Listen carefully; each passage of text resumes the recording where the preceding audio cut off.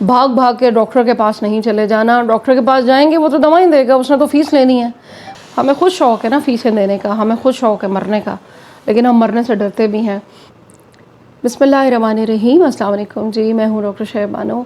आज की बहुत ही इम्पॉर्टेंट वीडियो, और डायबिटीज़ और हाई ब्लड प्रेशर ये मसले आज हल होने वाले हैं। कुछ ऐसे कमेंट आए जिसके ऊपर मुझे ज़रूरी हो गया ये वीडियो बनाना, और बाज़ों का तो इतने कमेंट्स आते हैं कि मैं ख़ुद कंफ्यूज हो जाती हूँ कि इसका हल कैसे निकाला जाए। अब देखें, हल जो है वो एक सवाल के जवाब में नहीं निकाला जा सकता, तो लिहाजा मैंने सोचा कि वीडियो बनाई जाए हाई ब्लड प्रेशर, डायबिटीज़ और डायबिटीज़ से जुड़े हुए और मसले जिसके अंदर लोग बहुत परेशान हैं। आप अद्वियात भी ले रहे हैं, आप इंसुलिन भी लगा रहे हैं, और आपकी फास्टिंग ग्लूकोज भी ज़्यादा आती है। इसके पीछे क्या क्या रीज़न्स हो सकती हैं। आपको अपने डॉक्टर से जाकर कौन सी बात करनी चाहिए, कौन सी आपको उसके साथ एक डॉक्टर और मरीज़ का रिश्ता होता है, वो आप उसके साथ करें। आप बताएं कि जी मुझे ये प्रॉब्लम आ रही है, ये नहीं आनी चाहिए दवाओं के साथ। तो आज की वीडियो है ख़ास तौर पर इन अमराज़ के ऊपर कि इनकी वजूहात क्या हैं और हम इनको कैटेगराइज़ कैसे कर सकते हैं। जो सबसे इम्पॉर्टेंट बात है कि हम इनको कैटेगराइज़ कैसे कर सकते हैं। अब एक सिंपल सी पहले तो मेरी बात याद रखें, और आपने अभी तक अगर चैनल सब्सक्राइब नहीं किया तो प्लीज़ कर लें। ये छोटी छोटी टिप्स, डेली लाइफ की ये टिप्स और हेल्थ के टिप्स और ऐसी टिप्स के जो आप अपनी अद्वियात के साथ आपको चाहिए होती हैं, वो मेरी कोशिश होती है कि मैं अपनी वीडियोस में आप लोगों के साथ शेयर करूं। सबसे पहले आप और मैं, हम सब ये समझ लें कि दो फेजेस होती हैं। एक फ़ेज़ होती है बीमारी आने से पहले तक की, एक फ़ेज़ होती है बीमारी आने के बाद की। ये बात हो गई। यानी कोई भी बीमारी, एक उस बीमारी के आने से पहले की फ़ेज़, एक उस बीमारी के बाद की फ़ेज़। ठीक है। अब जब आप बीमारी से पहले की फ़ेज़ में हैं, वो यंग एज भी हो सकती है, वो कोई 50-60 से ऊपर की एज भी हो सकती है, तो आपको ये होम रेमेडीज़, ये टिप्स, ये ऑर्गेनिक चीज़ें आपको बहुत हेल्प देती हैं, बहुत हेल्प देती हैं। आपको उस फेज़ के बाहर उस तरफ जाने से बचाती हैं, आपके अमराज में कमी करती हैं, आपको यूँ समझें कि बचा लेती हैं मर्ज़ की तरफ जाने से। अब आ गई दूसरी फ़ेज़, आप मर्ज़ में दाखिल हो चुके हैं, आपको डायबिटीज़ हो चुकी है, आप ब्लड प्रेशर के मरीज़ बन चुके हैं, और आपको वो भी मैं बताती हूँ कि कब आप ब्लड प्रेशर के मरीज़ बनते हैं। गलती कहाँ कर रहे हैं आप सब, कोई नहीं बताएगा आपको ये बातें। मैं इसके ऊपर वर्किंग करती हूँ कि जितनी किसी की हेल्प हो सके।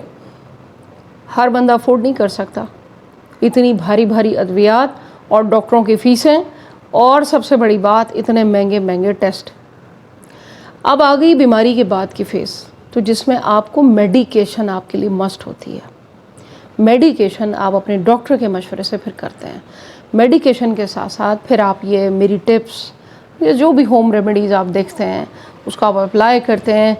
वो क्या करता है कि मर्ज़ के बाद जो मर्ज़ से जुड़े हुए और प्रॉब्लम्स होते हैं, मिसाल के तौर पर ब्लड प्रेशर से जुड़े हुए अमराज, गुर्दे के अमराज, आपको एंजाइटी, नींद ना आना, घबराहट, आपका लिवर डिस्टर्ब होता है, आप दवाइयाँ खा खा के अपना मैदा ख़राब कर लेते हैं, तो वो ये होम रेमेडीज़ और ये टिप्स आपको फ़ायदा देती हैं। ये बात हो गई। अच्छा, आज की दूसरी बात ये है कि जब आपने ये सोचना है कि सबसे पहले आप डॉक्टर के पास कब गए थे, आप ब्लड प्रेशर की दवा लेने सबसे पहले डॉक्टर के पास कब गए थे, आपको ब्लड प्रेशर जब फर्स्ट टाइम हुआ था तो कितना हुआ था, ये अपने पास लिखें ज़रा सारी बातें। फिर आप मेरी बातों से एग्री करेंगे और फिर कमेंट में आपने मुझे बताना है सब ने। पहली बार जब आप भागे भागे गए डॉक्टर के पास, तो आप एक मर्ज़ के लिए दवा वहाँ से उठा लाए ब्लड प्रेशर की। आपने क्या किया कि आहिस्ता आहिस्ता आहिस्ता एक दवा से, एक मर्ज़ से दूसरा मर्ज़, दूसरे से तीसरा, तीसरे से चौथा, होते होते आप अमराज में घिरते चले गए, और वो दवाओं का इतना बड़ा पैकेट जो था वो आपका बनता चला गया। हाई ब्लड प्रेशर की सबसे पहले बात करूँगी। बहुत मरीज़ हैं, बहुत कमेंट हैं, बहुत परेशान हैं। 140, 45, 50 जब आपने देखा कि आपको 140, 145, 150 अचानक पता चला आपको, कतई दवा इस्तेमाल ना करें। नेचुरल चीज़ों से कोशिश करें अपने हाई ब्लड प्रेशर को कंट्रोल करने की। मेरी वीडियो है लौकी के ऊपर, वो ज़रूर देखें, जो पर्सनली मैंने लोगों को बताई हैं, लोगों का फ़ायदा हुआ है, लोगों की हाई ब्लड प्रेशर रिवर्स हुई है। 140, 150 कोई हाई ब्लड प्रेशर नहीं है।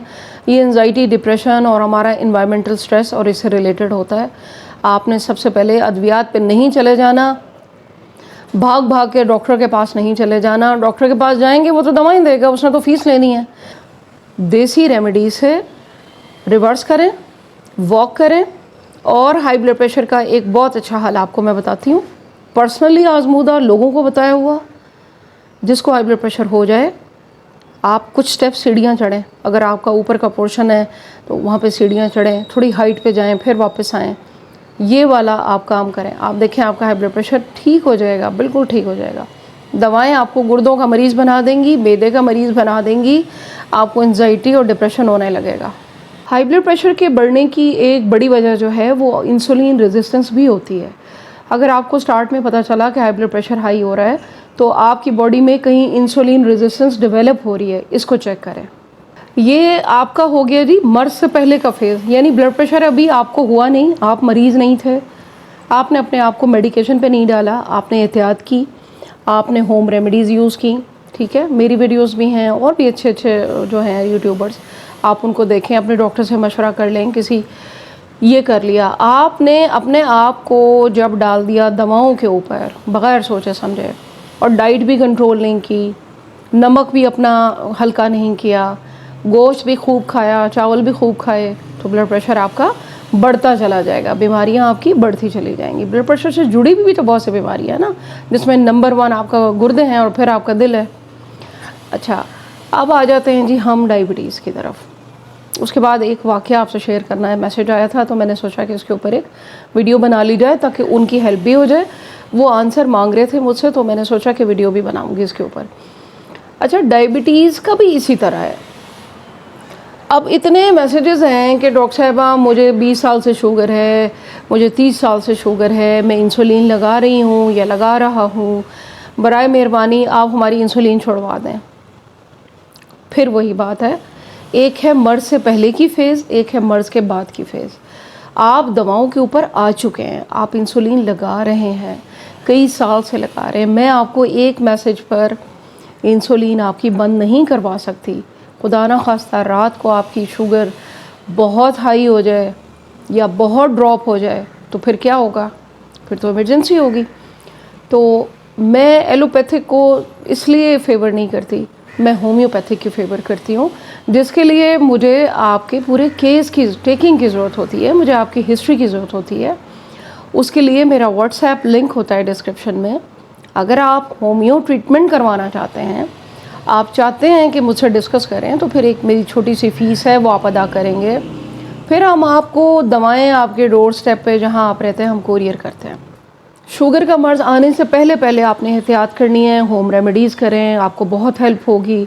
लेकिन शुगर का मर्ज़ अगर आ चुका है, आप दवाओं पर हैं, तो उसको छोड़ने का एक तरीका है, एक पूरा प्रोसीजर है। कितने साल पुराना है, आपकी अपनी उम्र क्या है, आपकी उम्र के साथ शुगर के साथ साथ और कौन कौन सा मर्ज़ आपको लग चुका है, ये सबसे ज़्यादा इम्पॉर्टेंट होता है। कल का सवाल ये था कि डॉक्टर साहबा आपने जो सूप हमें बताया उसमें आपने कहा कि जी वो गोश्त ले लें और हड्डी वाला ले लें और उसमें यखनी थोड़ी सी बना लें। तो उसमें एक मेरे फॉलोअर हैं, मेरे लिए सब बहुत रिस्पेक्टेबल हैं, और मैंने सोचा कि उनको रिप्लाई तो मैंने कर दिया है। लेकिन देखें, बड़ी हड्डी का अंदर जो गूदा है, जो उसके अंदर बोन मैरो है, जिसको हम पाए कहते हैं, जो सैचुरेटेड फैट से भरा हुआ है, जो वो कहते हैं कि मैं दिल का भी मरीज़ हूँ, मुझे डायबिटीज़ भी है, तो क्या मैं ये खा सकता हूँ? उनके कहने का मकसद ये था कि मैं पाए खा सकता हूँ। बिल्कुल नहीं खा सकते आप पाए, इसलिए कि आप इस वक्त मरीज़ हैं, आपको मेडिकेशन आपकी चल रही है, आपको हार्ट का भी प्रॉब्लम है, आपको सैचुरेटेड फ़ैट कम से कम लेनी है। आपने वो वाला मीट लेना है जिसके ऊपर थोड़ी सी फ़ैट लगी हुई होती है, जो डिज़ोल्व हो जाती है, जो आपने कीमे में, खाने में, सूप में एक बोटी डालें, उसका सूप बनाएं, उसमें वो वेजिटेबल डालें। ये मेरा मकसद था। आपने बहुत ज़्यादा सैचुरेटेड फ़ैट नहीं लेना। मक्खन घर का लेना है तो थोड़ा सा लेना है, 1 टेबलस्पून से भी कम, बदल बदल कर, वो आपको फ़ायदा देगा। तो ये होम रेमेडीज़ आपको तब फ़ायदा देंगी लेकिन आप मर्ज़ का शिकार हो चुके हैं। आज की वीडियो का मेन मकसद ये है कि हाई ब्लड प्रेशर से कैसे बचना है। फास्टिंग इंसुलिन क्यों बढ़ रही है, इसकी वजूहात के ऊपर मैं आती हूँ। एक और बड़ी अच्छी बात मैंने पढ़ी भी थी कहीं, और ये हकीकत है कि मरना किसी को पसंद नहीं है, मरना कोई भी नहीं चाहता, लेकिन डॉक्टरों के पास भाग भाग के दवाएं लेने के लिए सब जाते हैं, जबकि आपको पता है कि वो दवाएं आपको मौत के और करीब लेके जा रही हैं। वो दवाएं आपको मौत के करीब और लेके जा रही हैं। आपका लाइफ कम हो रही है, बीमारियां और बढ़ेंगी, मैदा, जिगर, गुर्दा। तो अल्लाह ताला ने जिस्म के अंदर सेल्फ हीलिंग प्रोसेस रखा हुआ है। जिस्म को टाइम तो दें हीलिंग का। हाई ब्लड प्रेशर 40-50 चला गया, थोड़ा सा हीलिंग का टाइम तो देना जिस्म को। डायबिटीज़ कोई बात नहीं, फास्टिंग थोड़ी सी ज़्यादा आ रही थी, रैंडम थोड़ी ज़्यादा आ रही थी, फ़ौरन ही मेटफॉर्मिन और दवाइयों पर डाल लिया, ख़ुद को डॉक्टर के पास भाग गए। थोड़ा सा हीलिंग प्रोसेस तो दें, मेहनत तो करें, वॉक तो करें, थोड़ा सा डाइट कंट्रोल तो करें, खुद ही ठीक हो जाता। तो फास्टिंग इसलिए ज़्यादा आती है कि इसकी रीज़न्स होती हैं कि जब आप इंसुलिन लगाते हैं रात को, जो भी डॉक्टर ने आपको डोज बताई हुई है, तो रात के किसी पहर, ज़्यादातर अर्ली मॉर्निंग होता है ये 3-4 बजे, तो 4 बजे के बाद, तो फिर क्या होता है कि जब शुगर लेवल सतह से बिल्कुल नीचे आ जाता है, कुदरत ने बॉडी का क्या बनाया हुआ है, ऑटोमेटिक हीलिंग सिस्टम। तो वो जिस्म को मैसेजेस आते हैं जी लिवर को कि जी बनाना शुरू करो ग्लूकोज। ग्लूकोज तो बहुत कम हो गई, आपके ब्रेन को सोते हुए भी ग्लूकोज चाहिए। आपके वो बॉडी ऑर्गन जो खुद से काम कर रहे होते हैं रात को, उनको ग्लूकोज चाहिए होती है। तो वो क्या होता है कि अर्ली मॉर्निंग ग्लूकोज खुद ब खुद इतनी हाई हुई भी होती है, जब आप चेक करते हैं तो वो ज़्यादा आती है। ये एक रीज़न हो गई। दूसरी रीज़न, डॉक्टर ने जो आपको रात को इंसुलिन बताई हुई डोज वो गलत है, या तो बहुत कम है या बहुत ज़्यादा है। दूसरी रीज़न हो गई। तीसरी रीज़न सबसे बड़ी, रात में आपने जो खाना खाया है वो इतना पहले खाया था और सोने से पहले 5-6 घंटे का गैप हुआ हुआ है, आपने कुछ भी नहीं खाया, या हल्का सा कोई बिस्किट या कोई चीज़ ली थी या कोई ऐसी चीज़ ली थी, और फिर आपने इंसुलिन भी लगा ली।